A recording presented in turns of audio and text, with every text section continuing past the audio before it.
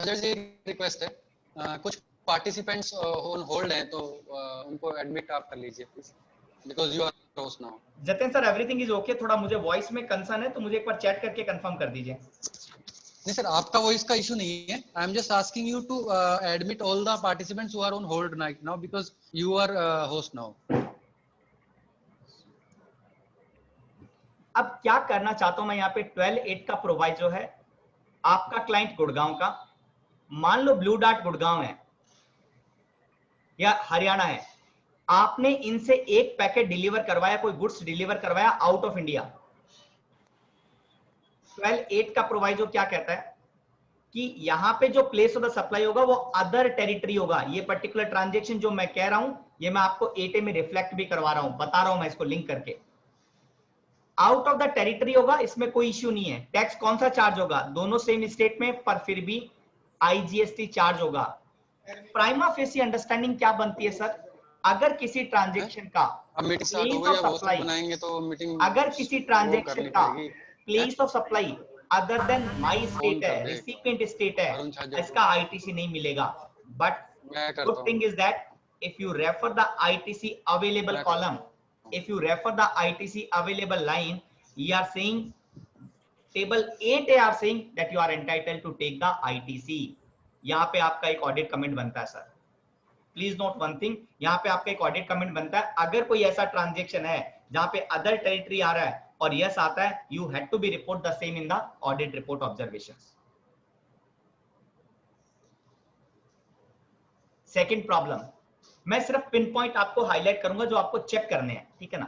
Second problem, मैं compare कर रहा हूं GSTR 9 एंड 9C और दोनों की टेबल 9 को कंपेयर कर रहा हूं, दोनों की टेबल 9 को कंपेयर कर रहा हूं। एक प्रॉब्लम है, क्या प्रॉब्लम है सर, अगर आप GSTR 9 की टेबल 9 में जाएंगे, जो डिटेल ऑफ टैक्स पेड की बात करता है, एनुअल रिटर्न, उसकी टेबल 9 क्या बात करता है, जो हमने टैक्स पे किया है या पेबल है जो भी है।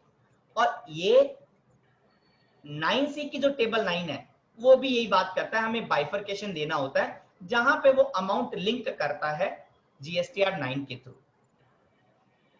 इसमें क्या पॉइंट है जो हमें टेक केयर करना है, देखो यहां पे टेबल 9, मैं एनुअल रिटर्न की बात कर रहा हूं, एनुअल रिटर्न में जो टेबल 9 है वो पहले बाइफरकेशन पूछता है आई का कितना है, सी का कितना है, एस का कितना है और सेस का कितना है, उसके बाद ये इंटरेस्ट, लेट फीस, पेनल्टी और अदर की बात करता है।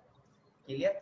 और ये जो टैक्स पेबल का जो कॉलम है इसको यहां से यहां पे लिंक किया गया है।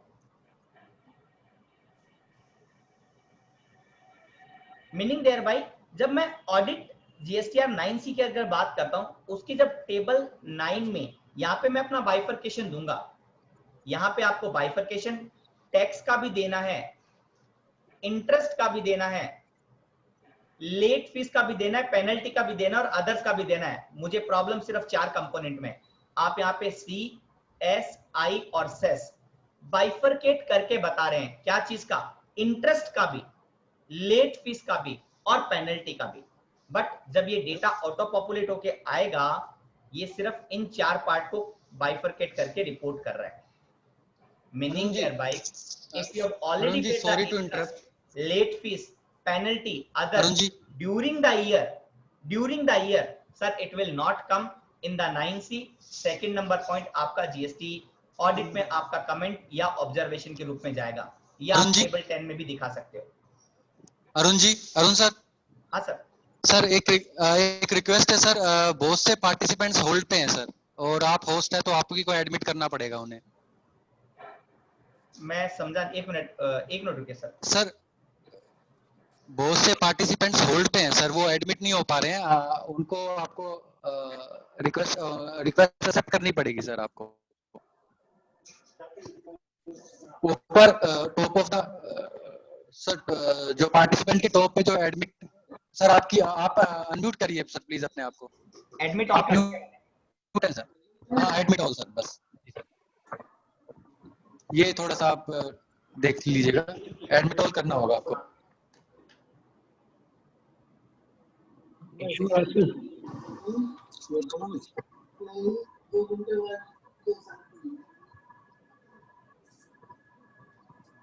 जतिन जी आपको मेरी आवाज आ रही है?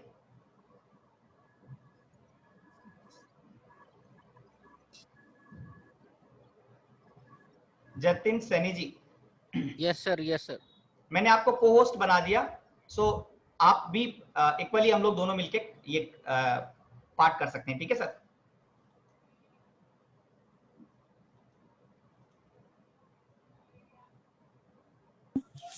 यहाँ पे मैं आपको क्या पॉइंट हाईलाइट करना चाहता हूँ, 9 में अगर कोई इंटरेस्ट लेट फीस पेनल्टी कुछ है टेस्ट कर ही नहीं मिल रहा, तो आपको वो 9C में ऑटो पॉपुलेशन में नहीं आएगा, वो आपको मैनुअली आपको इंश्योर करना पड़ेगा। नेक्स्ट पॉइंट, अगर लास्ट ईयर का 9 और 9C है, आपको कुछ टेबल पर गौर करना पड़ेगा। लास्ट ईयर की 9 और 9C है तो कुछ टेबल पर आपको देखना पड़ेगा। अगर मैं पहला सेल्स का अगर बात करता हूं, अगर कोई ट्रांजैक्शन लास्ट ईयर के टेबल 10 और 11 में रिपोर्ट हुआ है, उसका इंपैक्ट का एनालिसिस आपको करना पड़ेगा। आईटीसी, अगर कोई टेबल 12 एंड टेबल 13 में रिपोर्ट हुआ है जीएसटीआर 9 के, या टेबल 12B और टेबल C में रिपोर्ट हुआ है, मैं 17-18 फाइनेंशियल ईयर की बात कर रहा हूं, आपको देखना पड़ेगा। एक इंपॉर्टेंट पॉइंट अगेन टेबल 9 से है, जो मैं स्क्रीनशॉट के माध्यम से आपको बताना चाहता हूं। ये जो टैक्स पेबल है, आप 17-18 का रिपोर्ट चेक करेंगे, आप 17-18 का रिपोर्ट चेक करेंगे, एनुअल रिटर्न, यहां पे जो टैक्स पेबल का जो टोटल अमाउंट आ रहा है और यहां पे जो टोटल अमाउंट आ रहा है, अगर कोई डिफरेंस है, मीनिंग देयर बाय पार्टी ने क्या किया होगा सर, पार्टी ने किया होगा उसको टैक्स लायबिलिटी डिक्लेयर की होगी, but the same has not been paid, so manually you have to check कि उन्होंने डीआरसी 03 के थ्रू या किसी और तरीके के थ्रू उन्होंने पे किया है या नहीं किया। कौन सी लायबिलिटी? लास्ट ईयर 17-18 की जो लायबिलिटी उन्होंने टैक्स पेबल में इंक्रीज की है, पर ये जो पार्ट है ये ऑटो पॉपुलेटेड पार्ट है, जिसमें वो रिफ्लेक्ट नहीं होगा। आपको ये डिफरेंस चेक करना है टेबल 9 में। ये दोनों साल के लिए आपको करना है, 17-18 के लिए भी और 18-19 के लिए भी। नेक्स्ट पॉइंट,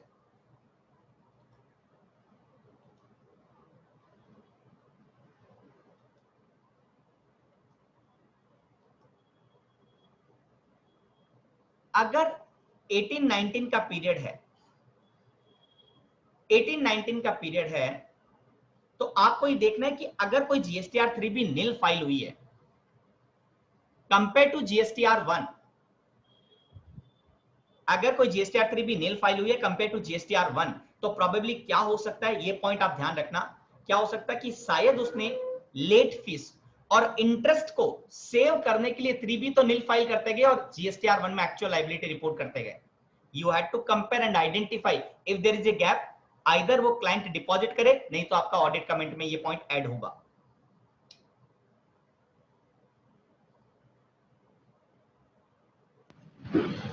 सितंबर 19 के बाद में जीएसटीआर 3B इंश्योर करें कि जीएसटीआर 3B सितंबर 19 के बाद फाइल हुई है, तो ITC would not be available, उसका इंपैक्ट आपको एनालाइज करना पड़ेगा एंड अगेन ऑडिट कमेंट का पार्ट बनेगा।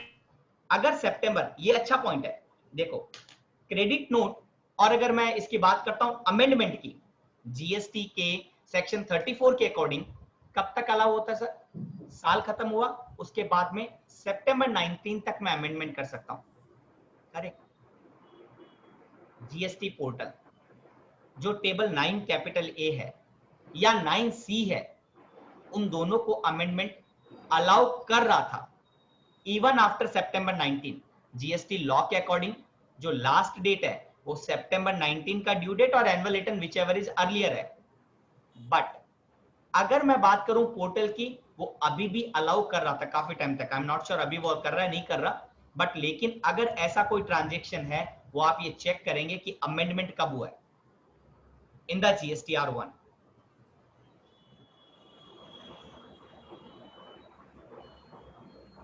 Any correction for the C or S reduced and I increased or vice versa pertaining to those period for which the time limit has been expired। 16(4) के time limit की बात कर रहा हूं। Please observe the reversal carried out in 3B।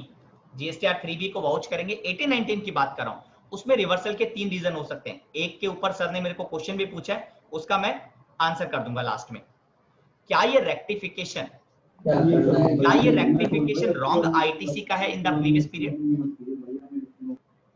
If yes, then see whether it is utilise और only avail. क्योंकि अगर utilise किया करेंगे, अगर हो चुका है, इसका रिवर्सल इंटरेस्ट पे इंपैक्ट करेगा। रिपीट करता हूं, रॉन्ग आईटीसी लिया, टैक्स लायबिलिटी के साथ यूटिलाइज कर दिया, मैंने उसको यूज कर लिया अपनी टैक्स लायबिलिटी पे करने के लिए। यहां पे क्या पॉसिबल हो सकता है सर? अगर रिवर्सल आज कर रहे हैं, जिस भी पीरियड में कर रहे हैं, आपको ये देखना पड़ेगा क्या उस आईटीसी का यूटिलाइजेशन हुआ है। अगर हुआ है, आपको देखना होगा कि सर इंटरेस्ट भी पे किया या नहीं किया। 180 डेज वाला पेमेंट, अभी हम कौन से फाइनेंशियल ईयर की बात कर रहे हैं सर? Financial year 18-19। तो इसका तो 180 डेज वाला जो प्रोविजन है, जो हमारा ऑडिट के रिगार्ड में है, वो इंपैक्ट नहीं करेगा कोविड-19 का पीरियड। क्यों सर? 18-19 आईटीसी लिया होगा 18-19 और उसको मैक्सिमम 6 मंथ में पे करना है।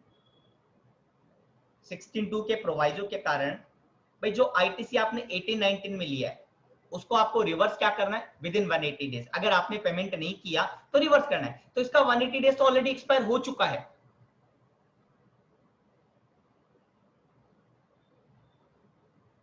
Because of the sale of the asset. हाँ, अगर कोई reduction sale of the asset है, उसके कारण अगर किया है तो क्या है? एक पॉइंट आपको और हाईलाइट करना चाहता हूं मैं। अगर कोई कैपिटल गुड्स की सप्लाई है, supply of the capital goods, जिसके ऊपर मैंने आईटीसी लिया है, वहां पे 3 पॉइंट आपको टेक केयर करने हैं। देखो, section 18 subsection 6 ITC in case of the special circumstances, वो कहता है कि आपको रिड्यूस करना है सच परसेंटेज पॉइंट। अब इसके लिए 2 रूल एप्लीकेबल है sir, rule 40 and rule 44। Important point है, दोनों रूल 18(6) के लिए एप्लीकेबल है। एक रूल कहता है आपको 5% पर क्वार्टर रिड्यूस करना है, एक रूल कहता है आपको 60 मंथ लाइफ माननी है कैपिटल एसेट की। मैं क्या करूं? Which should I follow? Compare करें, मेरे हिसाब से आपका जो अमाउंट ऑफ द रिवर्सल है वो 44 के अकॉर्डिंग ज्यादा आएगा।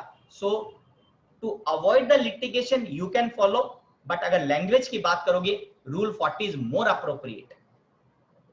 There is a difference of the rule which is applicable on one section, that is 18(6). ये आपको चेक करना है किसके अकॉर्डिंग अगर कोई असेट सेल हुई है, क्लाइंट ने रिवर्सल किया है।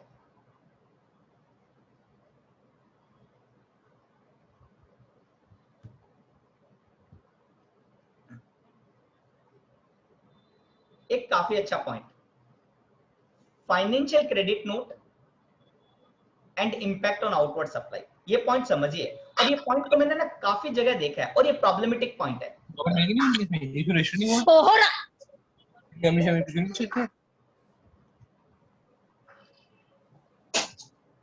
ट्रांजैक्शन को मैं आपको एक्सप्लेन करता हूं। मैं सप्लायर हूं, original principal company, manufacturing company. आप मेरे डिस्ट्रीब्यूटर है और आपका कोई रिटेलर है। मैंने कोई कार मान लो आपको 10 लाख में सेल की जीएसटी चार्ज करके, और आपने उस कार को 11 लाख में सेल कर दिया। परफेक्ट एग्जांपल, कोई प्रॉब्लम नहीं है। अब मैंने कोविड-19 के पीरियड में या मैं 18-19 के कोई ट्रांजैक्शन के पीरियड की बात करता हूं, मुझे सेल को प्रमोट करना था। मैन्युफैक्चरिंग कंपनी ने अपने डिस्ट्रीब्यूटर को कहा कि सर इस कार को आप 9 लाख में सेल कर दो। डिस्ट्रीब्यूटर ने कहा कि मुझे जो 2 लाख का नुकसान है वो आप कैसे कंपनसेट करेंगे? I have given the credit note. जब मैं क्रेडिट नोट देने की बात कर रहा हूं, तो मैंने कौन सा क्रेडिट नोट दिया? Financial credit note. If you talk about my point of view, I am perfectly okay from GST perspective. I am perfectly okay from GST perspective. Why I am okay? Because अगर मैं credit note issue कर रहा हूं, तो मैं GST का credit note issue कर सकता हूं। सेक्शन 15 का सबसेक्शन 3 में 3 कंडीशन लिखी हुई है क्लॉज बी में। अगर मैं वो कंडीशन फुलफिल करता हूं, yes, I can issue the GST credit note. But if I am not complying with the provision, then I have to issue the financial credit note. Regarding the menu. अगर आपका client मान लो मैं हूं, अगर आपका client मैं हूं, कोई इश्यू नहीं है, whatever I am doing is perfectly okay, but assume करो आपका क्लाइंट डिस्ट्रीब्यूटर है। ये प्रॉब्लम दो इंडस्ट्री में मैंने नोटिस की है, पहला ऑटोमोबाइल सेक्टर और दूसरा फार्मास्यूटिकल सेक्टर। तो इनमें नोटिस भी मैंने देखे, तो मैं उस पॉइंट ऑफ व्यू से बता रहा हूं आपको। आपका क्लाइंट कौन है? डिस्ट्रीब्यूटर। डिस्ट्रीब्यूटर ने कार कितने में सेल की होगी? सर 9 लाख में। 9 लाख के ऊपर जीएसटी चार्ज किया होगा और गवर्नमेंट को पे भी कर रहा है। जब मैंने उसको टैक्स इनवॉइस दिया है, उसके ऊपर कितने वैल्यू के ऊपर टैक्स चार्ज किया होगा? 10 लाख के ऊपर। और 2 लाख का क्या है? Financial credit note. क्या ये फाइनेंशियल क्रेडिट नोट जीएसटी की लायबिलिटी क्रिएट करेगा in the hand of the recipient? ये मेरा पॉइंट है, ये आपको चेक करना है। My answer would be yes, not because it is a financial credit note. मैं ये जीएसटी की लायबिलिटी क्रिएट करने का पॉइंट क्या है, मेरा रीजन क्या है? कारण ये नहीं है कि सर ये फाइनेंशियल क्रेडिट नोट इसके कारण नहीं सर, रीजन ये है इसका लिंकिंग। ये जो 2 लाख का जो लिंकिंग है, it is linked with my particular sales value. Last जो सेलिंग प्राइस है इम्पैक्ट कर रहा है। If it is impacting my final selling price, it has to be added. इसके दो रीजन है। पहला, मैं सबसे बड़े रीजन की बात करता हूं, कंसीडरेशन की डेफिनेशन। जो ये डिस्ट्रीब्यूटर है वो ये ट्रांजैक्शन 9 लाख में इसलिए एग्जीक्यूट कर पा रहा है क्योंकि उसको 2 लाख रुपए मैं सपोर्ट दे रहा हूं। रिपीटिंग अगेन, ये जो डिस्ट्रीब्यूटर है ये 9 लाख में ट्रांजैक्शन इसलिए एग्जीक्यूट कर पा रहा है क्योंकि मैं उसको 2 लाख का क्रेडिट नोट दे रहा हूं। अगर ऐसा केस है तो ये जो कंसीडरेशन की डेफिनेशन है ना, अगर चाहे अमाउंट रिसिपिएंट से मिले या रिसिपिएंट के ब्याज पर किसी एनी अदर पर्सन से मिले, तो मेरा जो 2 लाख रुपए है वो आप इस डिस्ट्रीब्यूटर के जो कंसीडरेशन है उसमें ऐड हो जाएगा। मोस्ट ऑफ द नोटिसेस में या जजमेंट में जो डिपार्टमेंट यूज करती है वो ये डेफिनेशन यूज करती है। बट एक एडिशनल पॉइंट मैं आपको बताना चाहता हूं कि ये भी उनके पास ऑप्शन है। सेक्शन 15 सब सेक्शन 2 क्लॉज ई, यहां पे वर्ड सब्सिडी लिखा हुआ है, हालांकि मैं एग्री कर रहा हूं सब्सिडी है, बट वर्ड पे गौर मत कीजिए, एक बार इसके कॉन्सेप्ट को समझिए। सर सेक्शन 15(2) क्या कहता है कि वो कौन से कंपोनेंट है जो हमें वैल्यू में ऐड करने हैं। वहां पे एक कंपोनेंट है, अगर कोई subsidy which is directly link to the price other than government, उसे मुझे इंक्लूड करना है। Meaning thereby the distributor is selling the car at 9 lakh and because he is selling the car 9 lakh, why? क्योंकि 2 लाख का उसे सब्सिडी, डिस्काउंट, क्रेडिट नोट उसे receive हो रहा है। The actual value on which he need to charge the GST would be 11 lakh। एक बार मैं confirmation चाहूंगा पार्टिसिपेंट की चैट विंडो पर। ये पॉइंट काफी इंपॉर्टेंट है और लिटिगेशन कई नोटिस में देख चुका हूं। क्या ये पॉइंट क्लियर है? एक बार कंफर्म कर दें सर चैट विंडो पर। अगर कोई ऑब्जर्वेशन है, कोई पॉइंट है तो आप मुझे बता दीजिए, मैं इसको टेक केयर कर लूंगा इसी पॉइंट पर।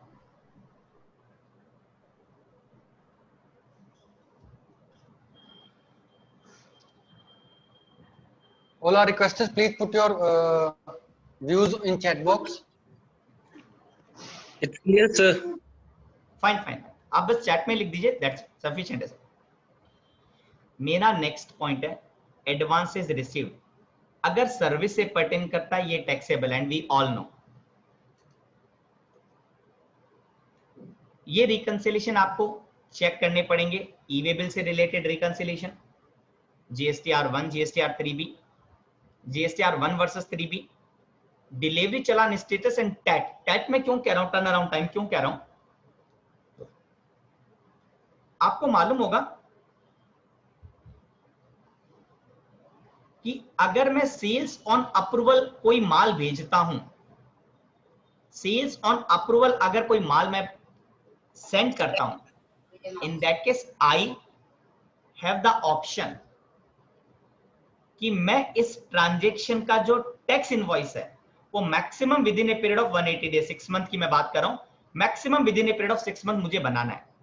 जो ये मूवमेंट होगा गुड्स का, ये मूवमेंट कैसे होगा सर? डिलीवरी चलान के माध्यम से। आपको ये चेक करना है कोई ऐसा डिलीवरी चलान जो मोर देन 6 मंथ हो चुका है, क्या उसका appropriate impact in terms of the supply लिया है या नहीं लिया। क्योंकि वो कहता है या तो कस्टमर ने माल एक्सेप्ट कर लिया या maximum 180 days, which ever is earlier. कई सारे एक्सपेंडिचर हैं जो इनकर्ड होते हैं, एंसिलरी एक्सपेंडिचर है, उन सब का इंक्लूजन का बात करता है 15(2), आपको ये चेक करना है। Very good point. अब जब आप फाइनेंशियल स्टेटमेंट देखेंगे, वहां जो भी एक्सपोर्ट के ट्रांजेक्शन है या फॉरेन करेंसी में जो पेमेंट किया है, पहले मैं एक बार एक्सपोर्ट के ट्रांजेक्शन की बात कर रहा हूं, आप उस ट्रांजेक्शन को इवैल्यूएट कीजिए। Amount received in the foreign currency, perfectly okay. Specially मैं सर्विस की बात कर रहा हूं। Amount received in the foreign currency, perfectly okay, might be reported as an export in the books of accounts, but क्या वो export GST के according है या नहीं है। क्योंकि उसमें सबसे बड़ा रोल जो प्ले करेगा वो place of the supply should be out of India, and we all know that in case of the intermediate services the place of the supply, अगर सप्लायर इंडिया में है तो उसका प्लेस ऑफ सप्लाई भी India माना जाता है। और अभी गुजरात हाईकोर्ट ने ये एक्सेप्ट भी किया कि ये मटेरियल रिसाइकलिंग के केस में गुजरात हाईकोर्ट ने कहा the provision are correct, not ultra vires of the intermediate. मैं सेक्शन 13 सबसेक्शन 8 क्लॉज बी की बात कर रहा हूं। अगर मेरा ट्रांजैक्शन एक्सपोर्ट का है जो बुक्स ऑफ अकाउंट में एक्सपोर्ट रिकॉग्नाइज किया गया है, नॉट नेसेसरी वो ट्रांजैक्शन आपका एक्सपोर्ट होगा एज पर जीएसटी। अगर वो एक्सपोर्ट नहीं है तो आप देख लीजिए सर आपकी letter of undertaking question mark है, क्योंकि आपने वो ट्रांजैक्शन जो किया होगा वो एलयूटी के बेस पर किया होगा। आपने उस ट्रांजैक्शन पर हो सकता है कोई टैक्स नहीं पे किया होगा, या अगर पे किया है तो शायद रिफंड ले लिया होगा। In all the circumstances your audit report should reflect the correct observations. क्योंकि इंटरमीडिएट के केस में भी क्लाइंट ने क्या किया होगा, एलयूटी फाइल करके एक्सपोर्ट किया होगा। It will impact your tax liability or it will impact your refund already taken. That should be reported.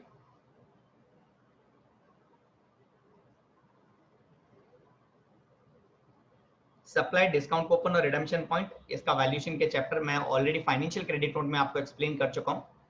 हाँ, अगर कोई एग्जेम्प्ट सप्लाई है, अगर कोई एग्जेम्प्ट सप्लाई है इंक्लूडिंग इंटरेस्ट, उसका रिवर्सल पर क्या इंपैक्ट है। क्योंकि एग्जेम्प्ट सप्लाई, काफी सारे ट्रांजैक्शन एग्जेम्प्ट सप्लाई हो सकते हैं।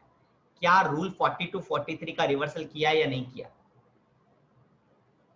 अगर मेरा बिजनेस पर्पस या नॉन बिजनेस पर्पस के लिए कोई कॉमन आईटीसी यूज हो रहा है, सी आपको एक बात तो हमें कंफर्म है सर, हम सभी जानते हैं रिवर्सल कॉमन आईटीसी का करना है, सभी आईटीसी का नहीं करना। अगर मान लो 1 to 1 कोई रिलेशन है टैक्सेबल सप्लाई के साथ में, पूरा आईटीसी मिलेगा।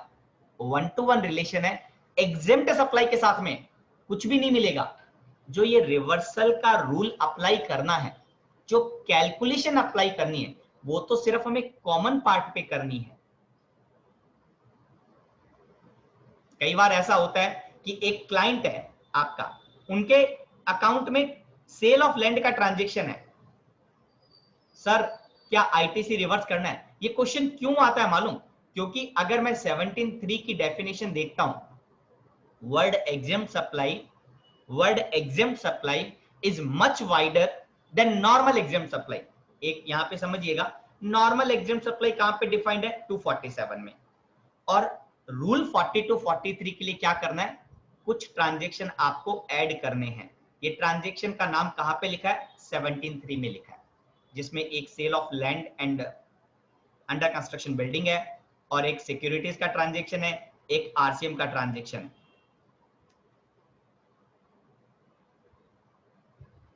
तो अगर लैंड को सेल किया, वो ट्रांजैक्शन आपका एग्जेम्प्ट सप्लाई है, लेकिन कॉमन आईटीसी भी होना चाहिए, तब आपको रूल 42 43 अप्लाई करना है।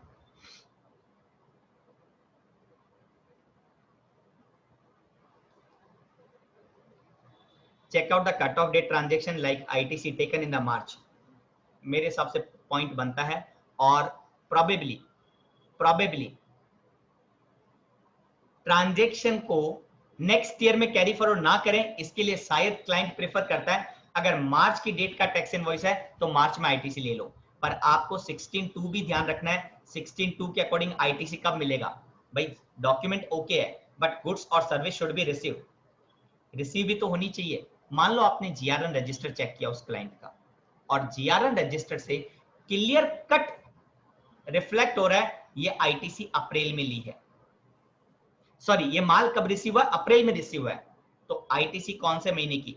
सर अप्रैल 19 की बात कर लेता हूं, अप्रैल 19 की। अगर आपके क्लाइंट ने मार्च 19 में लिया तो it will impact the interest component probably. तो वो आपको चेक करना है क्योंकि ये ट्रांजैक्शन तो मोस्ट ऑफ द केसेस में normally March 19 date of invoice के बेस पर अकाउंटिंग होती है, साथ में जीएसटी का रिटर्न फाइल होता है। Reconciliation of GSTR 2A versus GSTR 3B। अब तो मैं टेबल 8A भी बात कर सकता हूं, ये आपको डीपली एनालाइज करना होगा। टेबल 8A आपको ये चेक नहीं करना सर टेबल 8A का 2 इंपैक्ट हो सकता है, इस पर मैं 2 पॉइंट बोलना चाहता हूं। इसका 2 इंपैक्ट हो सकता है या 2 पर्पस से मैं चेक कर सकता हूं अपनी जीएसटी ऑडिट में। पहला पर्पस क्या हो सकता है? अगर कोई ट्रांजैक्शन रिफ्लेक्ट नहीं कर रहा 2A में पर मैंने आईटीसी लिया है, क्या ये आईटीसी लेना गलत है? पहला पॉइंट, मतलब कोई ट्रांजैक्शन जेन्युइन ट्रांजैक्शन था and you comply all the provision of 16(2), जितनी भी कंडीशन है 16(2) में वो सारी कंडीशन आपने फुलफिल कर ली और लेकिन वो 2A में रिफ्लेक्ट नहीं हो रहा, क्या आईटीसी रिवर्स करना पड़ेगा? मेरे हिसाब से नहीं करना पड़ेगा। रीजन कि जो रूल 36 सब रूल 4 है जो हमें 2A के साथ मैचिंग करने की रिक्वायरमेंट क्रिएट करता है, वो कब ऐड हुआ? 9th of October 2019, means beyond our audit period.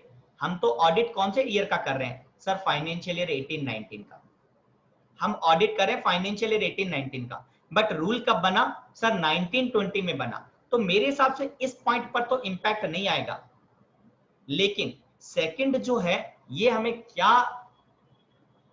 Identify कर सकता है? रॉन्ग आईटीसी का बहुत बेटर पिक्चर हमें दे सकता है।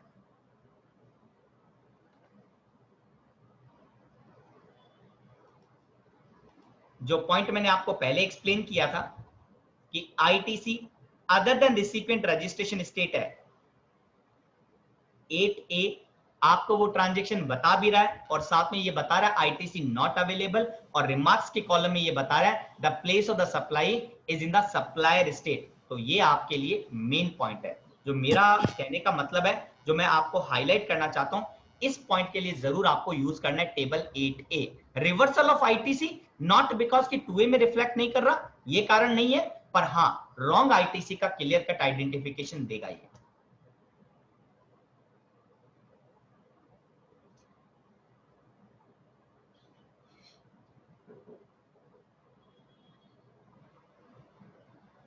ये मैं आपको बता चुका हूं।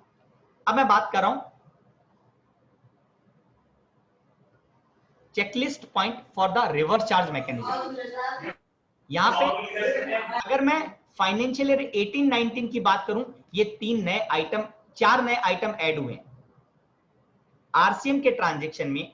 ये 4 नए आइटम मैंने आपको नोटिफिकेशन नंबर और इफेक्टिव डेट भी आपको बता दी, क्योंकि इसकी effective date mid of the year है, डिफरेंट डेट है।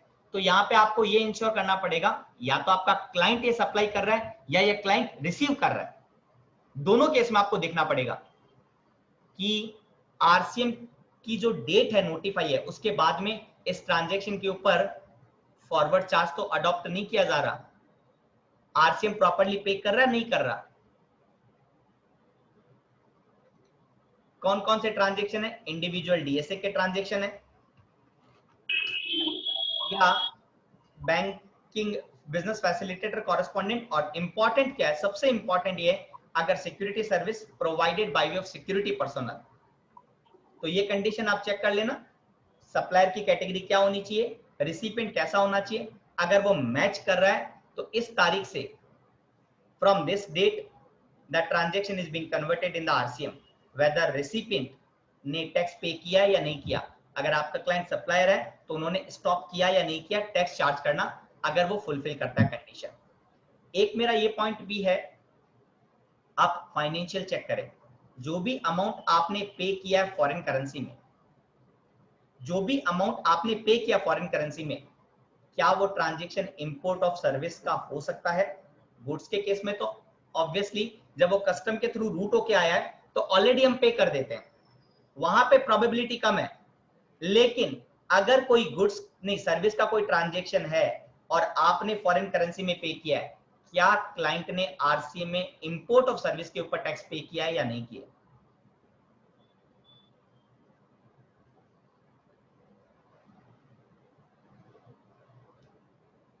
Tax adjustment point of view से सेक्शन 14 को यूज किया जा सकता है।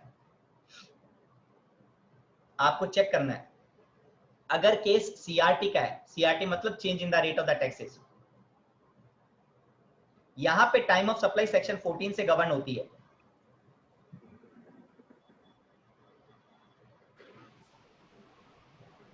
जो सेक्शन 14 है वहां पे मैं एक प्रोवाइजो सिर्फ हाईलाइट करना चाहता हूं, मैं सारे ट्रांजैक्शन को आपको नहीं बताना चाहता, सिर्फ एक प्रोवाइजो हाईलाइट करना चाहता हूं।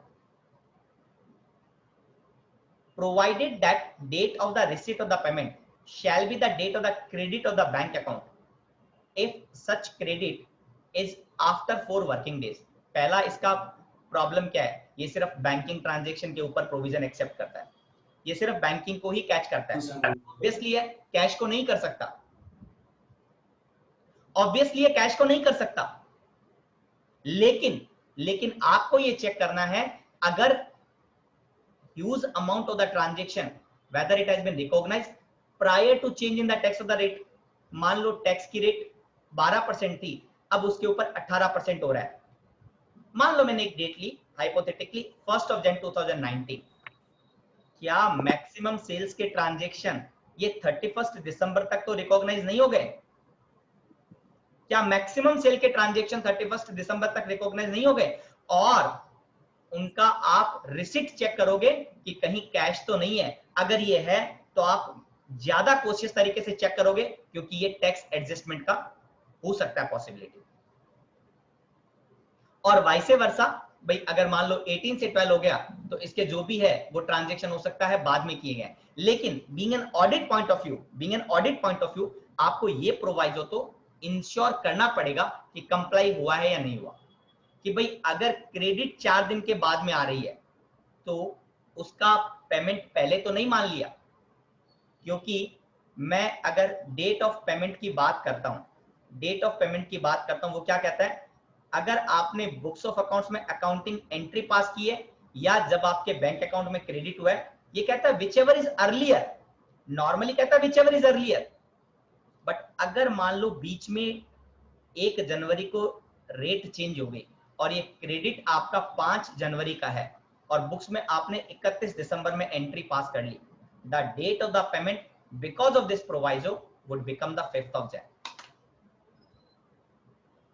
यहां पे whichever is earlier का फंडा अप्लाई नहीं होगा। बहुत इंपॉर्टेंट पॉइंट है, सो आपको ये टेक केयर करना है।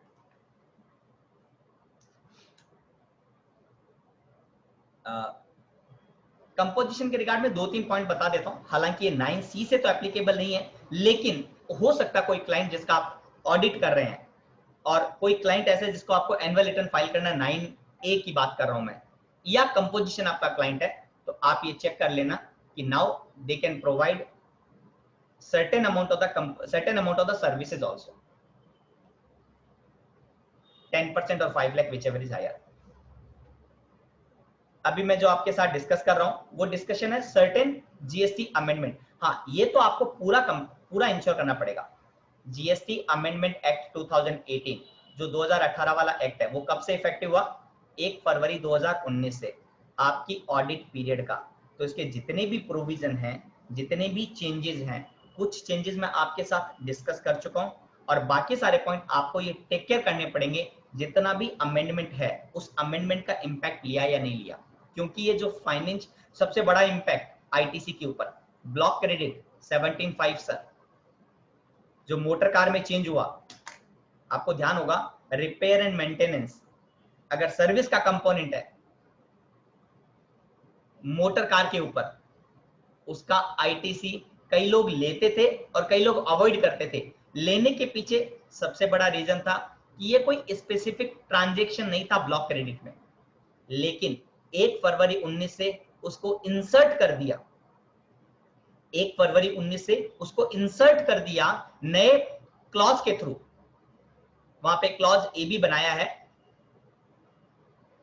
कि अगर कोई सर्विस का एक्सपेंडिचर है उसका आईटीसी नहीं मिलेगा। सिमिलरली पहले वहां पे रेंटिंग ऑफ द कैब था, अब लीजिंग और हायरिंग वर्ड भी ऐड कर लिया। कहने का मतलब you have to analyse each and every amendment of 2018 because it impact our audit period.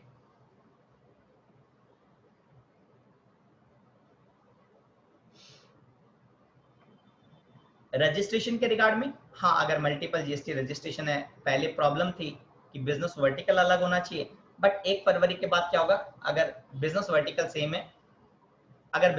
Same है, तब भी कोई इश्यू नहीं है, मैं एडिशनल रजिस्ट्रेशन ले सकता हूं। 17.3 का एक्सप्लेनेशन ये I hope you all know, but एक बार जस्ट क्विक रिवीजन करवा देता हूं कि जो नेगेटिव लिस्ट है शेड्यूल 3 वाली, for the purpose of the rule 42-43 आपको 2 पार्ट में डिवाइड करना है। पैरा नंबर 5 टोटल एंट्री कितनी है सर? टोटल 8 एंट्री है। इसमें 6 तो ऑलरेडी थी, 2 नई ऐड हुई थी 1 फरवरी 19 से। 6 तो ऑलरेडी थी और 2 नई ऐड हुई है 1 फरवरी 19 से, ठीक है ना। इस ट्रांजैक्शन के ऊपर टैक्स की लायबिलिटी नहीं आती क्योंकि ये transaction neither to be treated as a supply of the goods nor to be treated as a supply of service है।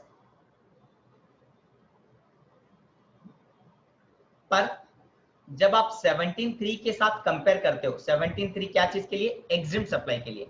वो यहाँ पे क्या पिक करता है? सिर्फ पैरा 5 को मानता है कि ये एग्जिम्ट है और बाकी सारे पैरा को बोलता है एग्जिम्ट नहीं है। ये नया एक्सप्लेनेशन था, ये नया एक्सप्लेनेशन था जो 1 फरवरी 19 को ऐड हुआ। कहने का मतलब अगर मैं इन ट्रांजैक्शन में इन्वॉल्व हूं फिर भी मुझे आईटीसी रिवर्स नहीं करना है, बट अगर हाँ ये ट्रांजैक्शन है तो मुझे आईटीसी रिवर्स करना है। किसका? कॉमन का, अकॉर्डिंग टू 42-43।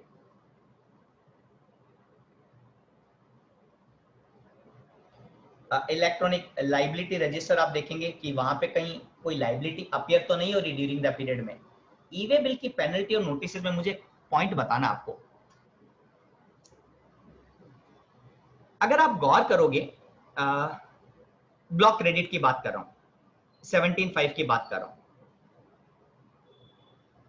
वहां पे एक लास्ट वाला जो क्लॉज जो लास्ट है वो कोई भी अगर मैंने टैक्सेस पेड किया है, any taxes paid under section 74, 129 और 130, अगर कोई मैंने मान लो मैं सप्लायर हूं, मेरी गाड़ी पकड़ी गई और मैंने टैक्स पे किया, मुझे ये कंपोनेंट अपने इनवॉइस पर डिक्लेयर करना होगा, मुझे ये अपनी बात इनवॉइस पर डिक्लेयर करनी होगी और जो रिसिपिएंट है उसको आईटीसी नहीं मिलेगा।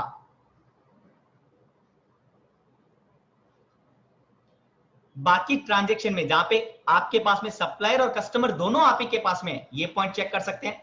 दूसरा, अगर कोई डिस्टिंक्ट पर्सन का ट्रांजैक्शन है तो आप ये पॉइंट चेक कर सकते हैं। कहीं ऐसा तो नहीं है कि सप्लायर ने 129 130 में कहीं सप्लायर ने 129 130 में टैक्स पे किया है और कॉरेस्पॉन्डिंग इनवॉइस पर डिक्लेरेशन दिया नहीं दिया। 100% नहीं तो भी 90% श्योर हूं मैं कि ये रिक्वायरमेंट का गैप है। वो इनवॉइस पर डिक्लेयर नहीं करते हैं कि हमने टैक्स पे किया है इन अकॉर्डेंस विद 129 130, क्योंकि अगर वो ऐसा डिक्लेयर करेंगे तो जो रिसिपिएंट है उसको आईटीसी मिल जाएगा, नहीं मिलेगा। Are you getting my point? कि 74, 129, 130 के अकॉर्डिंग अगर कोई टैक्स पे होता है तो इसका कॉरेस्पॉन्डिंग डिक्लेरेशन आना चाहिए आपके टैक्स इनवॉइस पर, और अगर ऐसा डिक्लेरेशन आता है तो जो रिसिपिएंट है उसको आईटीसी नहीं मिलेगा।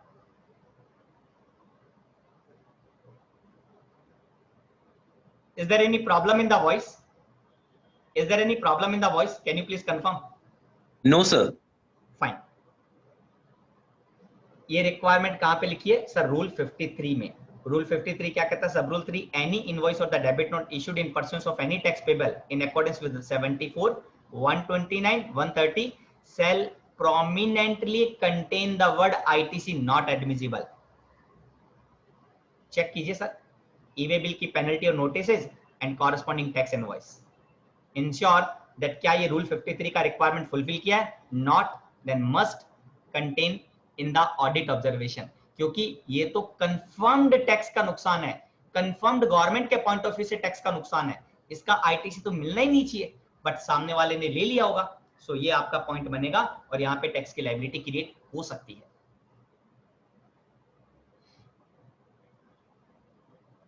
एक नया रूल आया था, रूल 46 कैपिटल है, ये भी प्रॉब्लम मैंने इंडस्ट्री में देखी है, हालांकि टैक्स का इंपैक्ट नहीं है बट नॉन कंप्लायंस पॉइंट है। कई बार क्या होते हैं, जैसे सीएचए की अगर मैं बात करता हूं, कस्टम हाउस एजेंट, मैंने कई जगह देखा है ये रजिस्टर्ड पार्टी को टैक्स इनवॉइस इशू करते हैं, B2B का ट्रांजैक्शन है, और उनके जो टैक्स इनवॉइस की हेडिंग होती है ना, उनकी हेडिंग होती है invoice come bill of supply. क्यों? क्योंकि उसमें कुछ ट्रांजैक्शन एग्जेम्प्ट होते हैं और कुछ ट्रांजैक्शन टैक्सेबल होते हैं। जब कोई एक टैक्स इनवॉइस है जिसमें टैक्सेबल और एग्जेम्प्ट दोनों आइटम है, तो एक नया रूल आया था 46 कैपिटल ए, जो ये कहता है invoice come bill of supply आप इश्यू कर सकते हैं, लेकिन रिसिपिएंट क्या होना चाहिए?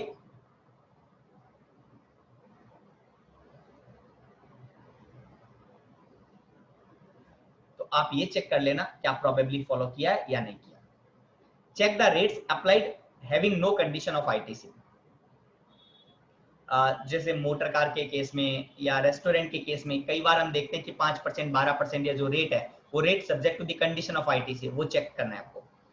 Make a sheet of the tax liability month wise and date of the deposition. ये मैंने आपके फर्दरेंस, आपके यूज के लिए जितनी भी जीएसटीआर 3B की डेट एक्सटेंड हुई है for all the 3B of the financial year 18-19, उसका एक मैंने चार्ट बना दिया और साथ में नोटिफिकेशन का रेफरेंस भी दे दिया, so you can use that. Interest की लायबिलिटी ऑलरेडी डिस्कस, ये पॉइंट मुझे विनी जी ने बोला है, मैं सेपरेटली भी डिस्कस करूंगा ग्रॉस और नेट वाला।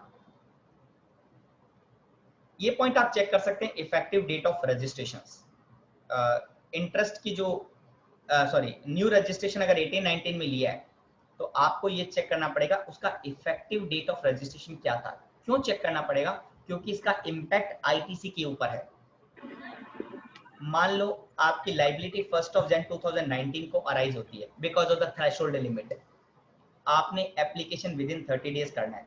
अगर आपने 30 डेज को अप्लाई कर दिया तो आपकी जो आईटीसी लेने की जो डेट है वो 1 फरवरी 19 हो जाएगी।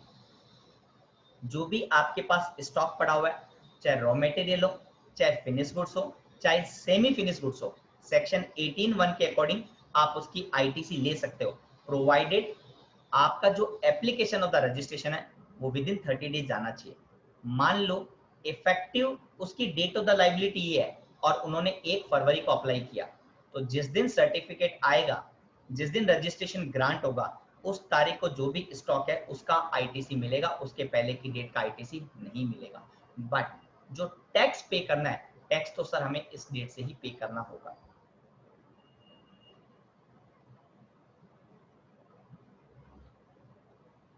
Check the tax liability will always be made from ITC. अगर आरसीएम का इन शॉर्ट, एक second, check the tax liability will always made from ITC, never from e cash ledger. ये थोड़ा सा पॉइंट है जिसको मैं स्लाइड नेक्स्ट अपकमिंग स्लाइड में आपको डिस्कस करूंगा, ठीक है ना। ये वाला स्क्रीनशॉट के साथ डिस्कस करता हूं। अब एक आया था रिक्वायरमेंट डीआरसी 03 के थ्रू, उन्होंने क्या कहा था कि जो भी लायबिलिटी है 9 और 9C की, वो लायबिलिटी आपको कैसे पे करनी है? डीआरसी 03 के थ्रू। और वहां पे एडिशनल रिक्वायरमेंट क्या थी?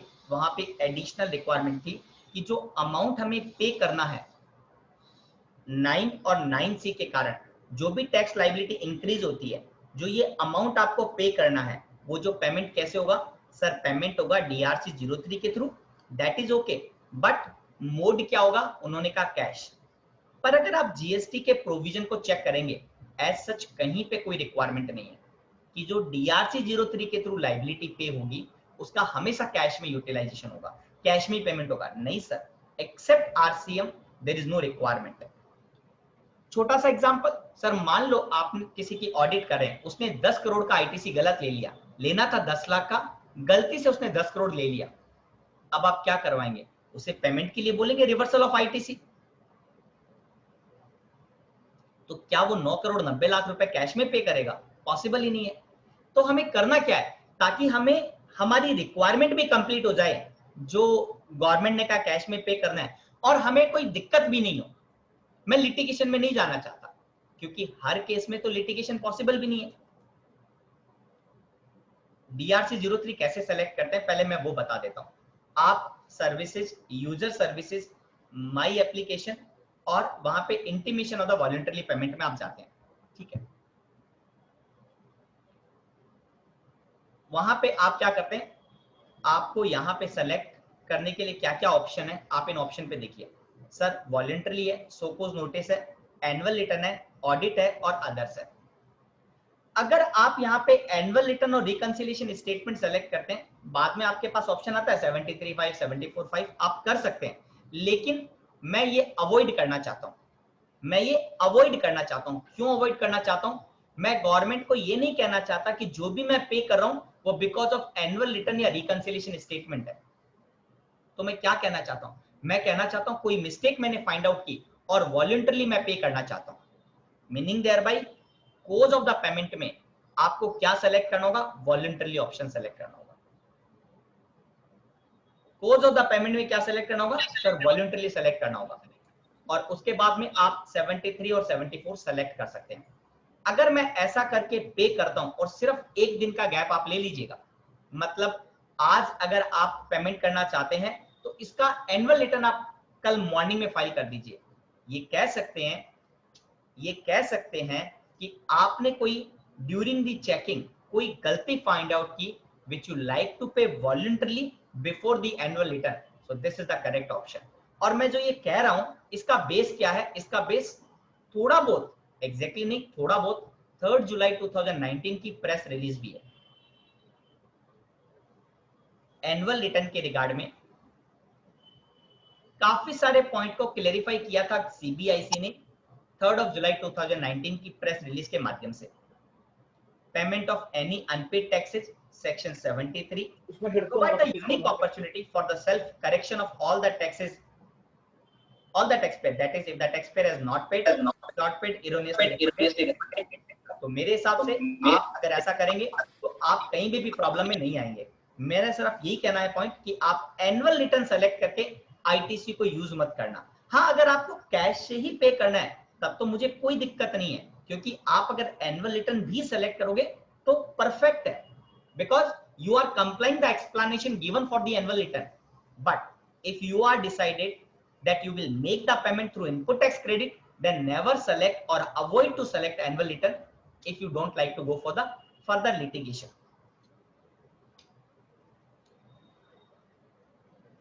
अब मैं बात करता हूं थोड़ा सा 9 का बात है, जीएसटी 9 का बात है, बट आपको 9C में ये चेक करना है।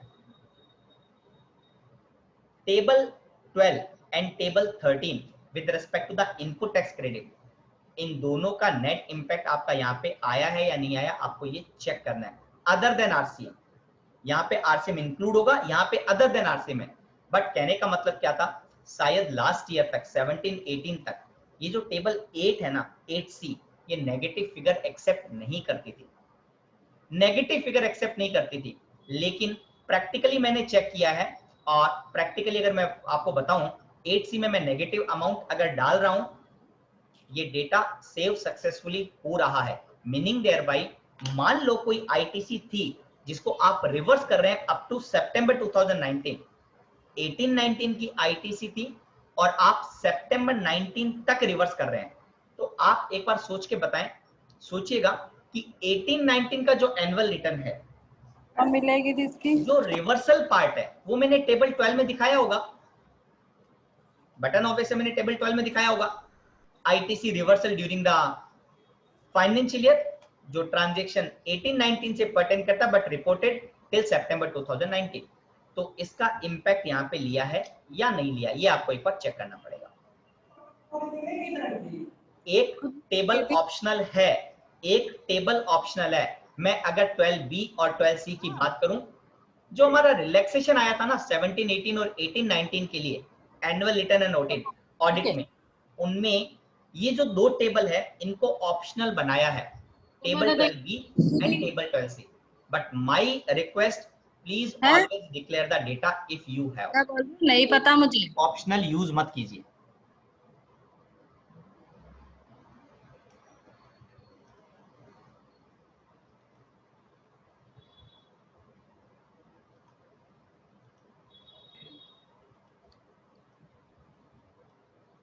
मैं एक बार सभी को म्यूट कर देता हूं, और जिसको भी अनम्यूट करना है, हम्बल रिक्वेस्ट है, एक बार चैट पे बता देना, मैं अनम्यूट कर दूंगा। हार्डली अब 5 मिनट का डिस्कशन, 10 मिनट का डिस्कशन हो रहा है, उसके बाद मैं Q&A लूंगा। सर मैंने सभी को म्यूट कर दिया है, आप ही हैं सिर्फ अनम्यूट, बाकी सब म्यूट। सो पॉइंट है कि ITC available, ITC booked in the earlier financial year और claimed in the current year, और ITC booked in the current financial year to be claimed in the subsequent year. So ये point आपको check करने हैं। तो main major point है ना, जो ऑडिट चेकलिस्ट के पॉइंट ऑफ व्यू से मैं आपको बताना चाहता था, वो मैं आपको बता चुका हूं। अब हम क्वेश्चन आंसर पे आते हैं। शायद कई सारे क्वेश्चन रहेंगे अपने, ताकि हम थोड़ा साइजेबल अमाउंट स्पेंड कर सकें क्वेश्चन के ऊपर। Sir from Jatin sir, from my side it's